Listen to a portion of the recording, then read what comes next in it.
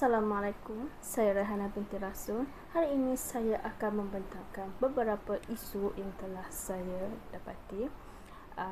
Isu yang pertama, pada tahun 2016 di mana 152 taska pusat jagaan kanak-kanak dikenakan tindakan. Pusat jagaan kanak-kanak yang melanggar pelbagai peraturan mengikut Akta Kanak-Kanak 2001 pada 3 tahun yang lalu. Menterinya, Datuk Seri Rohani Abdullah berkata 69 daripada taska dan pusat jagaan sudah dibatalkan pendaftaran. 36 kes sudah diberikan arahan bertulis dan masing-masing 3 taska serta pusat jagaan disita. 10 kes sudah didakwa di mahkamah selain 28 taska dan pusat jagaan sudah dikompang. Mia diserah kepada ibu.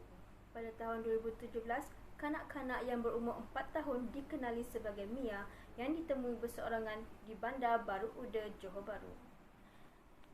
Kanak-kanak tersebut diserahkan kepada ibu kandung pada Khamis yang lalu. Pelindung kanak-kanak JKM Johor Bahru Zaid Ikon Lim memberi amaran kepada ibu kandung tersebut yang berumur 30-an supaya melaporkan diri selama 2 tahun. Wanita itu diminta berbuat demikian pada setiap 2 bulan sekali. Bagi usaha memantau keadaan dan perkembangan kanak-kanak sebelum menyerahkan Mia kepada ibu kandungnya, wanita itu perlu hadir ke sesi pertemuan dengan pengawal psikologi dan pengawal Jabatan Kebajikan. Pihaknya mencadangkan wanita berkenaan supaya memohon bantuan daripada jabatan berkenaan. Berkenaan wanita yang berstatus ibu tunggal yang mempunyai 3 orang anak yang lingkungan umur 4 hingga 15 tahun itu. Wanita itu menyatakan hanya bekerja sambilan sebagai pembantu kedai makan dan mendapat pendapatan beliau bulanannya adalah antara 300 sehingga 500 setiap bulan. Beliau berkata ketika diserahkan semula kepada ibu kandung, Mia dalam keadaan yang sihat. Berharap ibunya lebih peka dalam soal jagaan anak termasuk memastikan keselamatan kanak-kanak anak tersebut. Pada 27 November lalu, akhbar melaporkan tentang Mia yang diselamatkan anggota polis sebelum dirujuk ke JKM. Artikel yang ketiga iaitu pada tahun 2018, Boy Tiger diperintah periksa mental. Didakwa atas 2 pertuduhan iaitu mendera anak lelaki tirinya. Diperintahkan oleh Mahkamah Seksyen Ampang ke Hospital Bahagia Ulu Kinta, Perak bagi menjalani pemeriksaan kesihatan mental. Mangsa tersebut dikeluarkan oleh Halim Azul Darus terhadap Khairul Aizam Khairuddin 31 tahun mengikut Seksyen 342 Kanun Prosedur Jenayah dan memerintahkan tertuduh menjalani pemeriksaan di hospital berkenaan selama 30 hari. Dahulu, Khairul Izaini yang juga penganggur memaklumkan mahkamah bahawa dia pernah menjalani rawatan kesihatan mental di Hospital Bahagia Ulu Kinta. Beliau menghidap penyakit skizofrenia iaitu gangguan mental semenjak dari kecil. NSTP melaporkan pada 12 bulan 11 lalu sepasang suami isteri ditahan selepas menghilangkan diri selama 4 hari kerana terbabit dalam kes penderaan kanak-kanak berusia 3 tahun. Mereka ditahan di Hospital Kajang selepas isterinya dikatakan melahirkan anak di sebuah penginapan desa di Hulu Langat sebelum menerima rawatan susulan hospital itu. Pada tahun 2019, berakhirnya debaran 4 jam.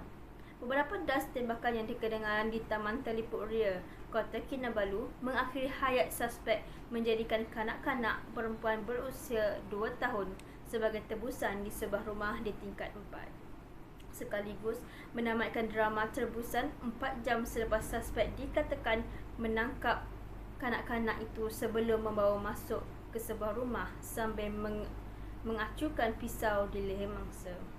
Kanak-kanak ditembak mati pada jam 5.35 petang ketika dia mengacah untuk mencampakkan kanak-kanak terbabit dari bahagian dapur rumah di tingkat 4. Tidak lama kemudian, kanak-kanak tersebut diselamatkan oleh pasukan keselamatan dan cedera di leher.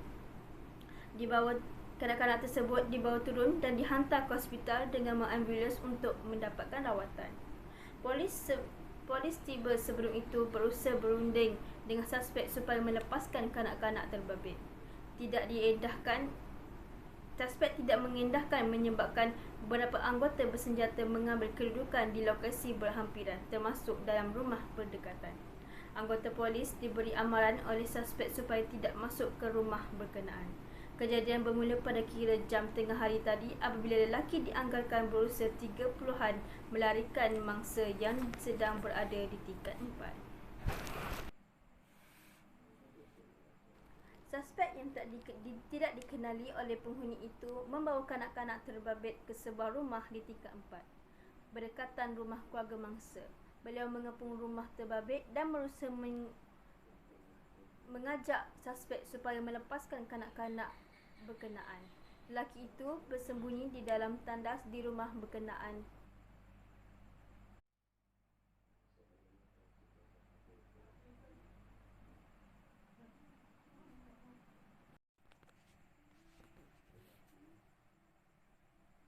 Artikel yang seterusnya, pada tahun 2020, 1,721 kes jenayah seksual terhadap kanak-kanak direkodkan dalam tempoh Januari hingga 30 Jun tahun ini, kata Timbalan Menteri Pembangunan Wanita, Keluarga dan Masyarakat, Siti Zailah Muhammad Yusof.